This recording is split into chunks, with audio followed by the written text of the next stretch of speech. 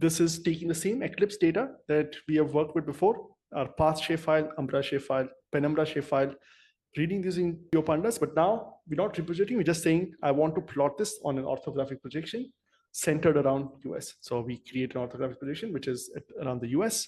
And now we take our data, we have a base map. So here we are also downloading some high resolution raster data from NASA. So we have a nice raster data as a base map.